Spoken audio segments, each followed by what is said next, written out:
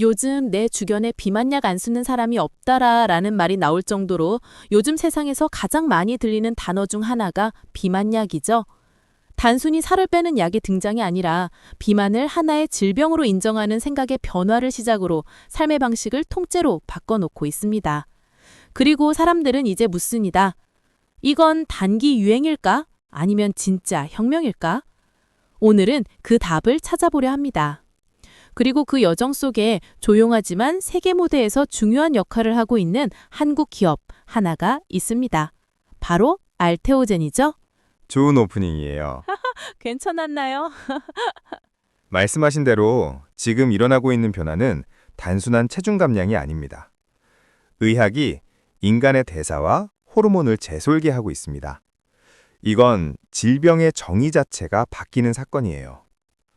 비만은 의지의 문제가 아니라 생리적 질환입니다. 그리고 그 질환을 제어하는 기술이 지금 의학과 투자 모두에서 게임 체인저가 되고 있습니다. 네, 이러한 산업 변화의 배경을 먼저 간단히 짚어보고 알테오젠의 이야기로 넘어가겠습니다.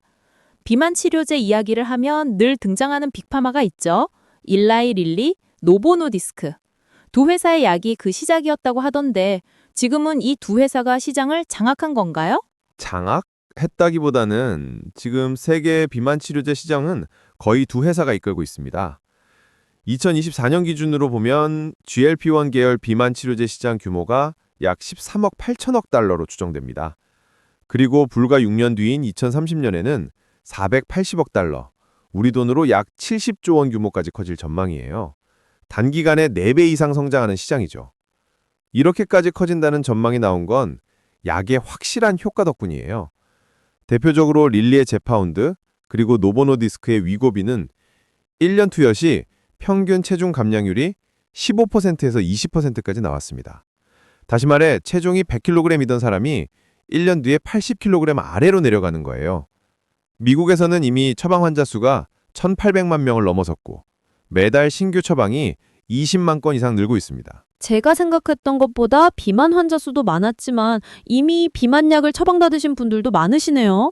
이 정도면 사회 현상이라고 할 수 있겠어요. 그런데 저도 강력한 효과는 이미 알고 있어서 혹하긴 했지만 주사를 맞는다는 게 아무래도 조금 무섭던데 저만 그런 거 아니겠죠?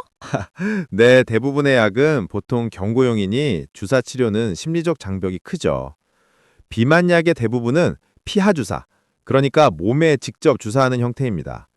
주 1회 혹은 격주 1회 맞아야 하죠. 그런데 문제는 아까 느끼신 것처럼 약 3분의 1이 넘는 환자들이 자가주사에 부담을 느끼거나 치료를 중단한다는 거예요. 또 의료 현장에서 환자 한 명이 주사 치료를 위해 병원에 머무는 시간이 평균 200분이 넘는다는 조사도 있어요. 결국 아무리 좋은 약이라도 투여가 불편하면 시장 확대에 한계가 생깁니다.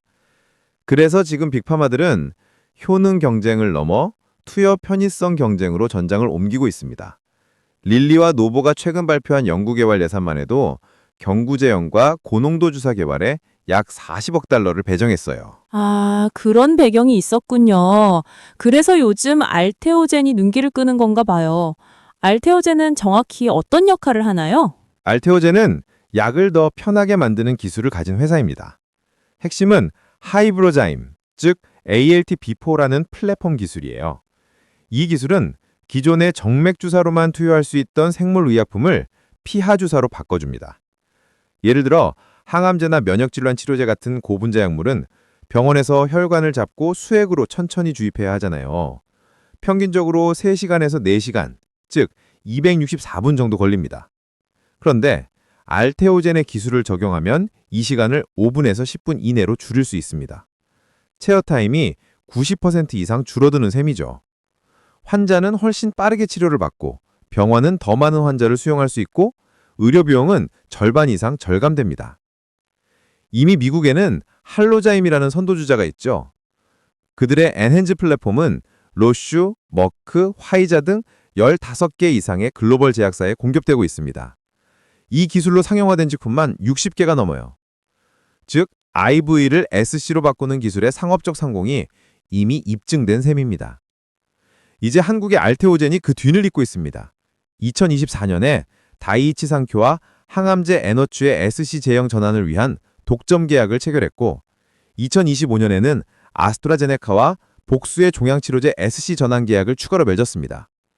공식적인 세부 조건은 공개되지 않았지만 외신에 따르면 두 계약을 합친 규모가 약 13억 5천만 달러, 우리 돈으로 1조 8천억 원 정도로 추정됩니다.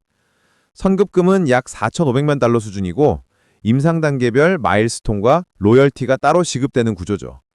이건 단순한 기술 수출이 아니라 플랫폼 생태계 편입 계약이라고 볼 수 있습니다. 특정 신약 하나를 파는 게 아니라 글로벌 빅파마들이 새로운 신약을 개발할 때마다 그 인프라를 제공하는 거예요. 그렇다면 이 기술이 비만약과도 연결될 수 있겠네요. 맞습니다. 직접적으로 GLP-1 비만약을 바꿔주는 건 아니지만 의료 시스템 전체의 효율을 높여주는 기반 기술입니다. 비만약 처방이 늘어나면 의료기관은 더 많은 환자를 관리해야죠. 그럴 때 병원 인프라와 투여 효율을 높여주는 기술이 필수입니다. 이게 바로 알테오젠의 영역이에요. 비만약이 시장을 확장시킬수록 그 하부 구조를 담당하는 플랫폼의 가치가 커지는 구조입니다. 즉, 효능의 시대가 지나고 이제 투여의 시대로 넘어가는 흐름 속에서 알테오젠이 중요한 자리를 차지하게 되는 겁니다. 이야기를 듣다 보니 알테오젠은 단순히 신약 개발사가 아니라 제약산업의 인프라 기업처럼 느껴지네. 정확히 보셨어요. 신약은 스타와 같습니다. 한 시대를 빛내지만 결국 교체됩니다. 하지만 플랫폼은 길이에요. 별은 바뀌어도 길은 남습니다. 알테오젠은 바로 그 길을 만드는 회사입니다. 의약품 산업이 어떤 신약으로 움직이든 투여 효율이라는 문제는 항상 존재하죠. 그걸 해결하는 플랫폼은 모든 블록버스터 신약의 공통 분모가 됩니다. 현재 미국 할로자임의 시가총액은 약 220억 달러 수준이고 알테오젠은 아직 30억 달러 남짓해요. 만약 글로벌 파트너십이 본격적으로 확대되고 임상 단계가 진척되면 제2의 할로자임 밸류 가능성이 충분합니다. 이건 단순한 테마주가 아니라 의학혁명의 인프라를 만드는 비즈니스 모델이라고 할 수 있습니다. 네, 오늘 이야기를 들으면서 효능 이후의 혁신, 즉 편의성과 인프라가 얼마나 중요한지를 느꼈습니다. 결국 인간의 삶의 질을 높이는 건 기술이 아니라 접근성이군요. 맞습니다. 의학이 꿈을 꾸면 투자는 그 꿈의 속도를 측정하는 일입니다. 지금 우리가 보고 있는 건 단순한 주가 움직임이 아니라 질병 패러다임이 완전히 바뀌는 장면이에요. 그리고 그 변화의 무대 한가운데 한국의 플랫폼 기술이 서 있고 그 중심에는 알테오젠이 있다. 이렇게 정리하고 싶네요. 네, 오늘 알테오젠의 이야기는 여기에서 마무리 지어보겠습니다. 다른 궁금한 이슈나 종목이 있으시다면 댓글로 편하게 남겨주세요. 저희는 다음 이 시간에 또 뵙겠습니다. 감사합니다.